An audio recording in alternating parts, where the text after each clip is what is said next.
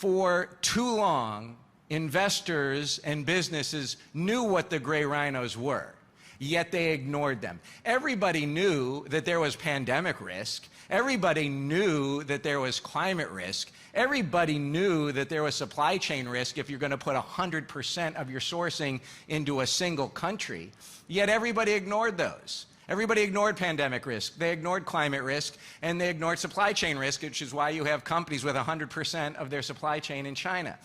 Well, what's happened in the last couple of years is that we have learned you cannot ignore those gray rhinos. All three of those gray rhinos have attacked, and they're going to potentially continue to attack. And so we have to think about those as we're doing deals. We have to think about those as we're running companies, as we're doing public affairs. And so today we're going to talk about three of those gray rhinos and what we need to be doing to prepare for them and how they are impacting us now. So my name's Steve Okun. I'm senior advisor for the Global Private Capital Association. I used to work in the U.S. government in the Clinton administration in the White House Department of Transportation, and have been in Singapore now for 20 years, previously establishing public affairs for first UPS and then for the global investment firm KKR. And now I work with companies on ESG and in geopolitics, as well as being with GPCA. And to talk about that first gray rhino, and I'll let Deb introduce herself, we're going to talk about three T's that are out there, and that first T, that first rhino facing us, is trade. So Deb, over to you. I want to write a piece, and eventually I will actually do it, called Who is Us? Because one of the big challenges that I see is that, what is an American company? Who is an American company? Who's a Chinese company? Who's a Singaporean company? Increasingly, it's very difficult to say who the company is. And crucially, somehow there's this assumption, particularly by government, that your company is an arm of your foreign policy, or in this case, maybe your national security policy. And I'm also not convinced that that's true, right? So I don't think a company the CEO doesn't get out of bed in the morning and say, well, because I am holding such and such passport, my views on the universe are these, and my reaction needs to be that, in alignment with whatever is the foreign or domestic policy of the government. So I think that's a challenge, right? So I think that is hard, like who is us?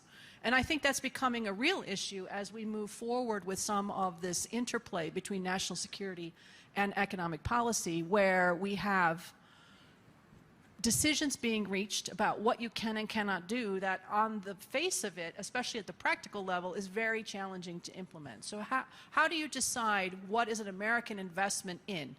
How do you know what is a Chinese investment in? How much of an American investment? Is it 100%? Is it 1%? Is it like a little drop of something? $1 went in there and now it's an American investment? I don't think it's clear how we're going to actually implement these decisions. So I worry a lot. I mean, there's many things that keep me awake at night, but one of them is that we have policymakers, especially, who are not in business, who are trying to create at the high level some kind of policy decisions that ultimately are very hard to implement on the ground. And if you're on the ground, which I would say all of you must be, I don't know who all of you are, but I'm guessing you're all on the ground, like how do you actually manage some of these changing and rapidly changing, often, requirements, I think is an open question.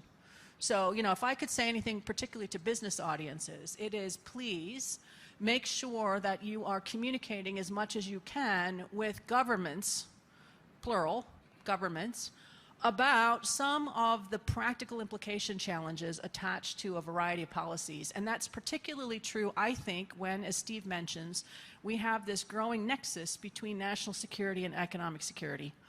And those policies that are national security driven are often unimplementable, or only implementable in a very heavy-handed way in the economic and business space. And so we need more thoughtful and intentional decision-making along the way. And so please, if you can, talk to governments about the practical difficulties of managing this, and especially, I would argue, investors. Investors are critical to explaining that, what you think you're doing may not be what you're actually doing, and look at how it affects what we do. Well, one of the biggest issues facing trade right now is digital.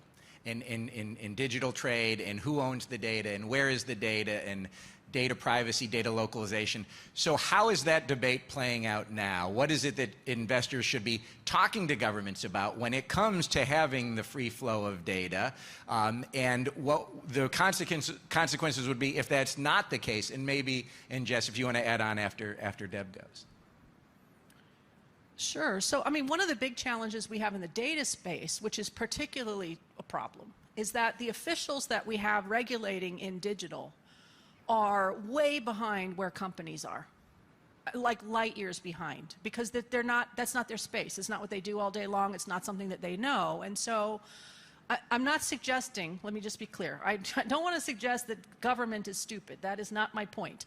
My point is just that this is not their area. And so, you know, when you talk to government regulators about data issues in particular, I swear to God, I have been in more than one conversation where an official will turn, look for a window, point out the window and say, I don't understand how that cloud knows where I am.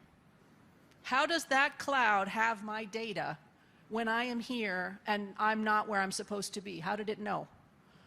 You know, wow, okay, if that's where we're at, then no surprise that some of the regulations are a problem. And in particular, and I cannot emphasize this enough, because officials don't understand how digital works or how data works, their regulatory ideas are really at odds with the way that data and digital works on the ground in companies. So it is incumbent on all of us, I think, to keep explaining, like, how is your data in that cloud over there and how does it know where you are, is an important question, right? And so I hear this from officials. They will say, well, we can't allow cross-border flows of information. And I'm like, really? Do you realize you're all on your phones now, and your phones are actually getting your email, which is data, from wherever you were to here? That's cross-border data flows. Oh, but that's not critical data. Okay, well, what is critical data? Did you check your bank account? Some of you did.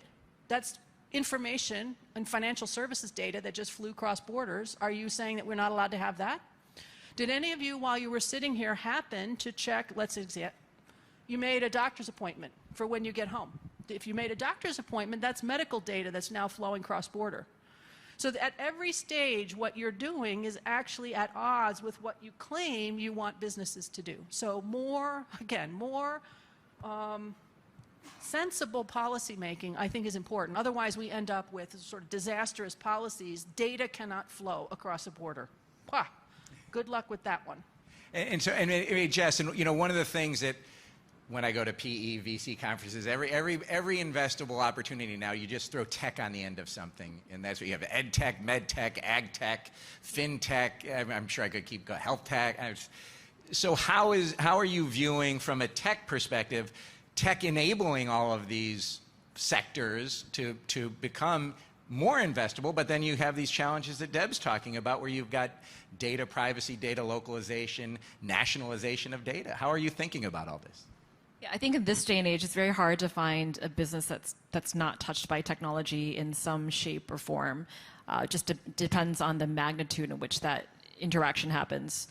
And I think maybe just to touch on one of the points Deb made earlier, I think that's one of the challenging things right now is that it is increasingly difficult to define, like you said, like what is an American company and what is not an American company, as an example. I think, not to beat a dead horse, but if you look at ByteDance as an example, I mean, that's a really complicated situation. It's a Chinese company, but actually if you look at the investor base, it's Sequoia, it's General Atlantic, a whole bunch of very prominent US-based investors and limited partners, for that fact, including pension funds, et cetera. And so that blurring of lines becomes even more, I think, even more of a challenge when it comes to technology investing. You know, I would echo what Deb was saying about, I think there needs to be, when we talk about data privacy, data regulation, there has to be a balance. I think Western consumers in particular probably have a higher value on things like data protection from a consumer perspective. I think in some of the more developing markets, that's probably less of a consideration. Doesn't mean that it's not important. It's just there's other things to worry about, right, that are at the forefront of attention and focus.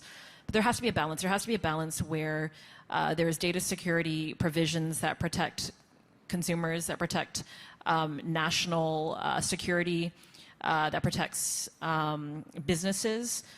But there has to be a balance where that data can also be used to continue to build the foundations of the next generation of technology companies. If you look at where the biggest innovations are happening and where the biggest opportunities are for this generation, a lot of it is centered around artificial intelligence, machine learning, and that the foundations of that is data. And so if you so strictly limit the use of data, I would argue that you're actually putting your national agenda, behind other countries as well too, because innovation and the ability to build the most valuable, the best companies, that should be part of any country's national agenda and objectives.